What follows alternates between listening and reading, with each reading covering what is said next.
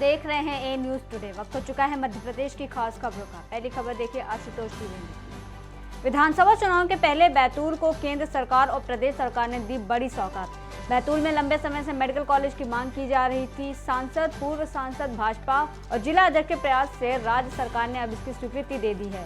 वहीं बैतूल से इंदौर और नागपुर के सफर में यात्रियों को बेहतर सुविधा मिलेगी। केंद्र सरकार ने वंदे भारत एक्सप्रेस को अब इंदौर से नागपुर तक कर दिया है, जो पहले सिर्फ भोपाल तक चलती थी। इसके साथ ही बैतूल में स्टॉपेज भी दिया गया। सांसद दुर्गा दास उइकी, पूर्व सांसद हेमंत खंडेलवाल, भाजपा जिला अध्यक्ष आदित्य शुक्ला और अन्य की उपस्थिति में ये 2 घोषणाएं की गई। प्रदेश सरकार ने बैतूल में मेडिकल कॉलेज की स्वीकृति दे दी है। 100 MBBS सीट का हॉस्पिटल मेडिकल कॉलेज हमारे बैतूल में शुरू करने की हमारे मुख्यमंत्री जी ने और हमारी सरकार ने स्वीकृति दे दी है। उसके लिए जो जरूरी मापदंड है, उसके लिए कलेक्टर को हमारा जो चिकित्सा विभाग है, आयुक्त, उन्होंने पत्र भी लिख दिया है।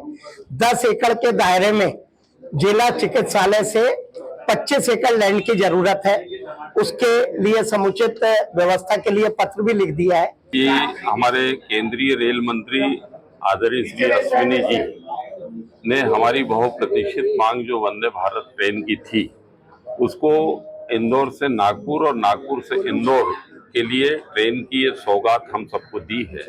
और बैतूल स्टॉपेज उसका होगा, जिसकी वजह से हमारे इंदौर में पढ़ने वाले जो हमारे बच्चे हैं और जो औद्योगिक क्षेत्र या व्यापारिक केंद्र है हमारा इंदौर, यहाँ से व्यापारी बंधुओं को, हमारे सभी भाई बहनों को, अभिभावकों को इंदौर जाने में सुविधा होगी।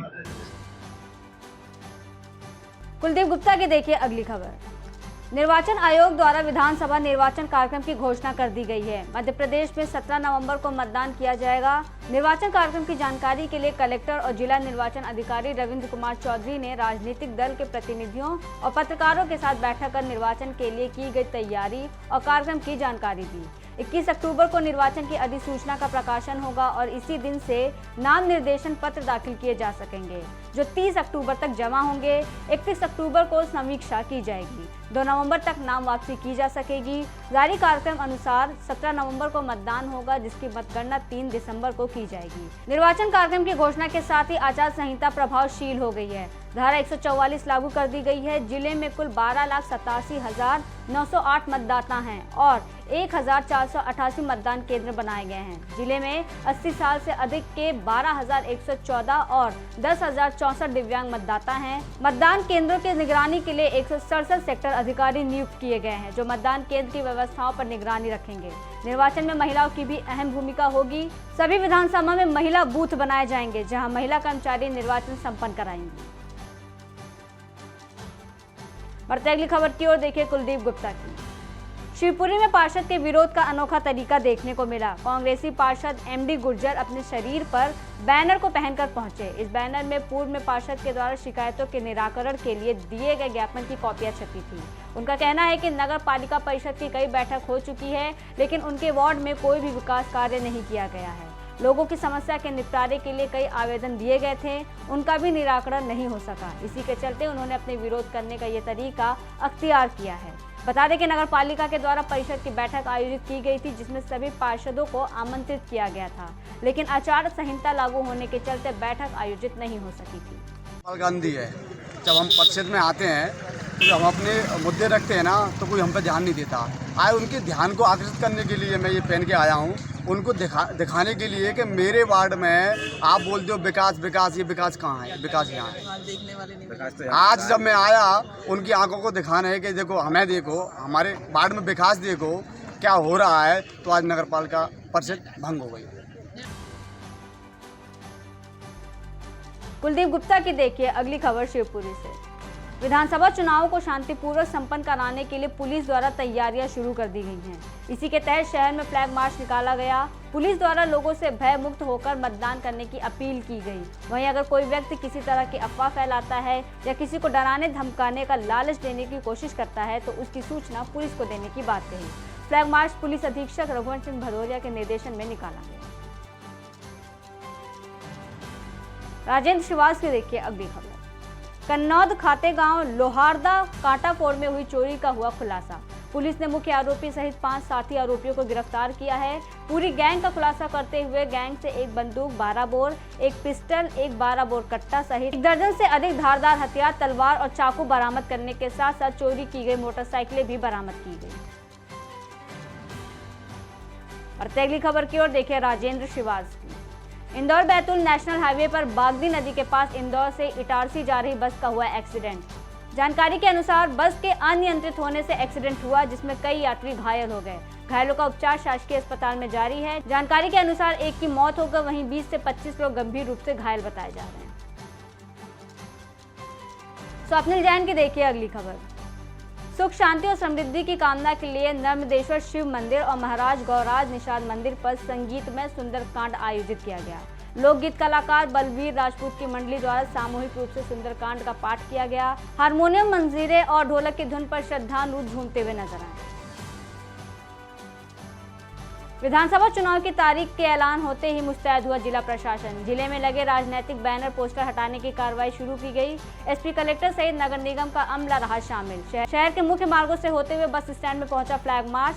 आदर्श आचार संहिता लागू होने के बाद कलेक्टर और पुलिस अधीक्षक ने शहर की सड़कों पर फ्लैग मार्च निकाला। संपत्ति विरूपण अधिनियम के तहत कार्रवाई करते हुए पोस्टर, बैनर हटाने के निर्देश दिए गए। देखिए, आयोग द्वारा पहले 72 घंटे के भीतर की जाने वाली कार्रवाई के निर्देश जारी किए गए हैं, जिनमें एक मुख्य गतिविधि ये है कि सभी शासकीय और सार्वजनिक स्थानों पर जो है संपत्ति विरूपण अधिनियम के अंतर्गत कार्रवाई की जाए, और वही कार्रवाई अभी मेरे और पुलिस अधीक्षक महोदय द्वारा सुनिश्चित की जा रही है। देश में विधानसभा चुनाव के संदर्भ में एमसीसी लागू हो गई है, जैसा कि आप सबों को पता है।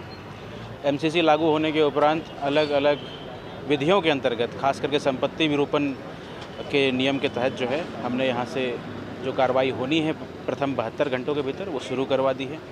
और मेरे द्वारा और कलेक्टर महोदय के द्वारा पूरी टीम लेकर के नगर निगम, पुलिस और अन्य जो अमले हैं उसके साथ इसकी कार्रवाई हम लोग संपन्न करा रहे हैं। इलेक्शन कमीशन ऑफ इंडिया ने मध्य प्रदेश सहित 5 राज्यों में चुनाव की तारीखों का ऐलान किया। इसके साथ ही भारतीय जनता पार्टी ने अपने 57 विधानसभा प्रत्याशियों की चौथी लिस्ट भी जारी की है।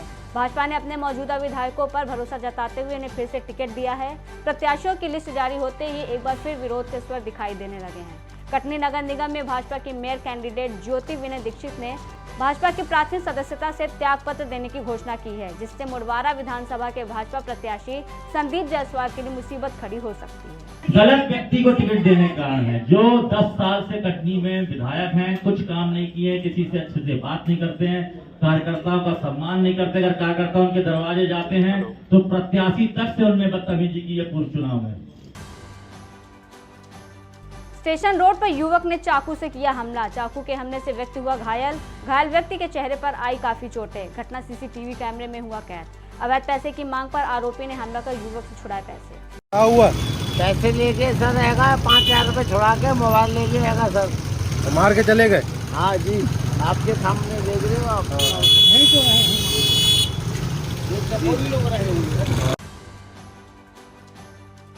और अगली खबर की ओर देखिए उपेंद्र दुबे की। सिंगरौली के परसौना में बेवजह नितेश सोनी नाम के युवक के साथ आरोपियों ने मारपीट कर 10 किलो के पत्थर से चेहरे पर हमला कर दिया। युवक की हालत गंभीर बनी हुई है। पुलिस ने तीनों आरोपियों को किया गिरफ्तार। कहासुनी में हुई मारपीट के बाद आरोपी ने घटना को अंजाम दिया। युवक का इलाज प्राइवेट अस्पताल में जारी है। बच्चा था, उसको गुंडे टाइप के तत्व थे, उन लोगों ने पत्थर मार दिया था। मुंह पे काफी गंभीर रूप से घायल हो गया है। उस पर हमारे यहाँ से प्रकरण दर्ज किया गया 307 का। अब चूंकि घटनास्थल यहाँ पर था तो आरोपियों को घटनास्थल पर हम लोग लाए थे। घटना का रिक्रिएशन होता है वो हम लोगों ने किया था। बाकी जो पब्लिक थी, आम पब्लिक थी, तो उनसे भी कहा गया कि आपको किसी गुंडे, बदमाश या किसी असामाजिक तत्व से डरने की कोई जरूरत नहीं है। पुलिस 24 घंटे आपके साथ में है। बाकी हम लोगों ने घटनास्थल पर लाए थे। अपना जो हमारा एक जो कानूनी कार्रवाई होती है उसके तहत हम लोग आए थे। जुलूस वगैरह हम लोगों ने नहीं निकाला। फिलहाल के लिए इतना ही। देश और दुनिया की तमाम बड़ी खबरों के लिए बने रहिए एमएस।